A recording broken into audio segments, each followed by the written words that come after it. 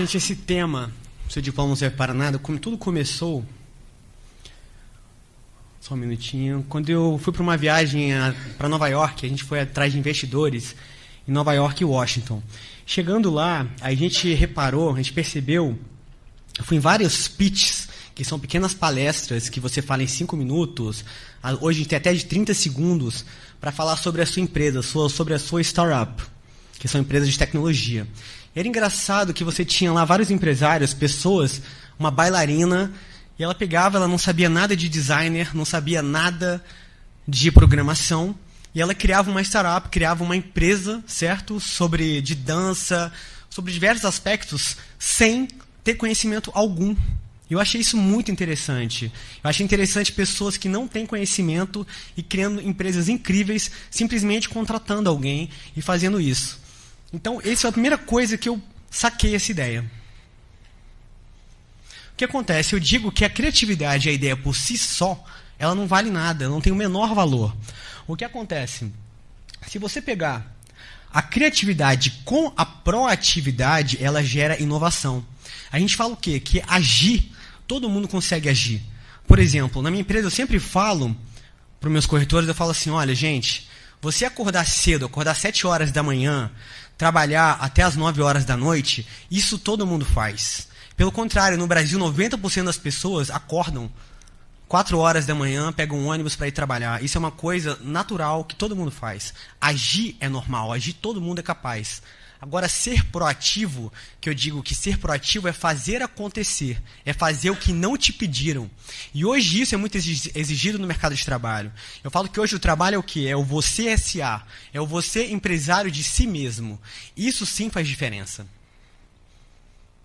O que acontece hoje é interessante, você vê hoje a China crescendo, a China está cada vez maior, e você pega assim, na China e na Índia, os pessoas estudam, as crianças estudam 14 horas por dia, 12 horas, 16 horas por dia, certo? O que acontece? A inteligência, ela virou uma commodity, certo? A gente fala que a Revolução Industrial 1.0 foi o quê? Foi você criar a manufatura, não é verdade? Você pegou a matéria-prima e transformou em manufatura. Depois o que aconteceu? A manufatura, ela virou, na Revolução 2.0, a manufatura ela se tornou uma commodity. Hoje, camiseta, televisão, celular é uma commodity, é quase uma commodity, tão barata e tão simples de ser feito. Agora, a Revolução Industrial 3.0 que aconteceu agora é o quê? Hoje, as pessoas, a inteligência virou uma commodity.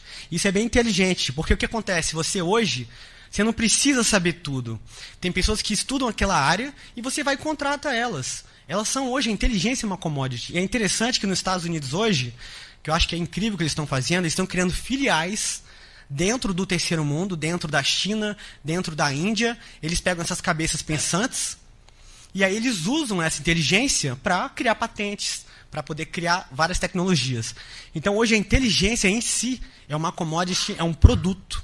Então você pode usar a inteligência e terceirizar essa inteligência. A inovação, gente, ela tem muito a ver com a liberdade, certo? A liberdade de expressão. Os Estados Unidos e o norte da Europa e vários outros lugares, não é por acaso que é lá que tudo acontece. Tá? A gente sempre fala assim, nossa, a Europa é um lugar muito interessante, é lá que estão os museus, os grandes artistas, mas eu falo, o que está acontecendo hoje acontece nos Estados Unidos.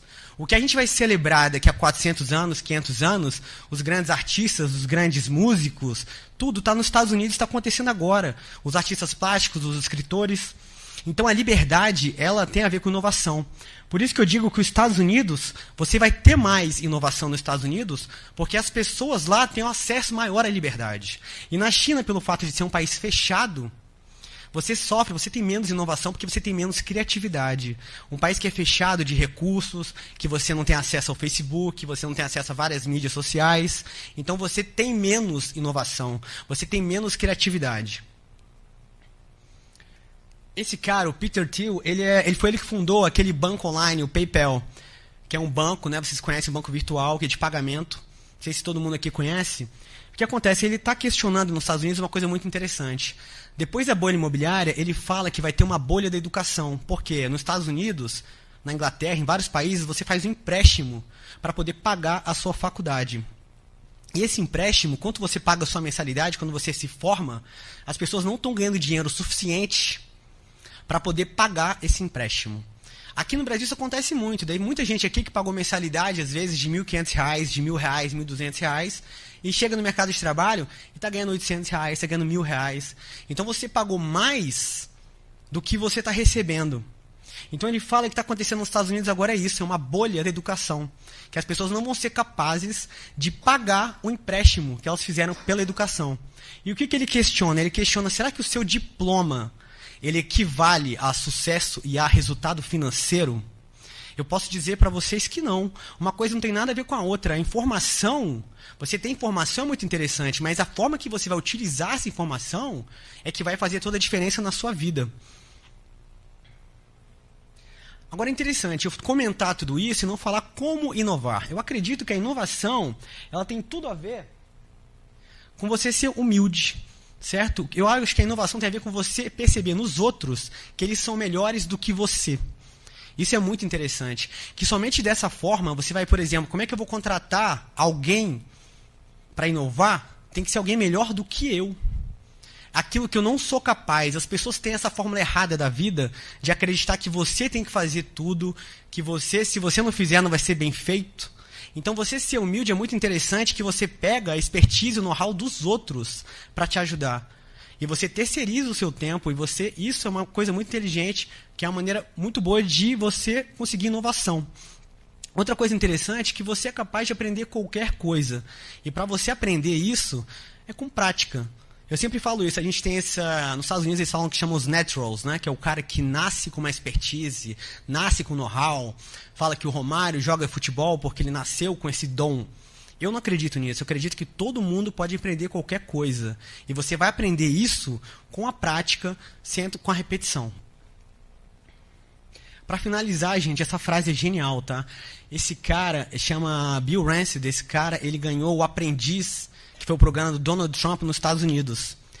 E ele falou uma coisa muito interessante. Estava na mesa, na hora de escolher entre um e outro, o Donald Trump falou assim, por que eu vou escolher você, que é um empreendedor, que não fez faculdade, não fez uma boa faculdade, e não vou escolher ele, que fez Harvard, que fez as melhores universidades, um cara super educado. O cara falou, você não vai escolher ele, porque ele a gente contrata.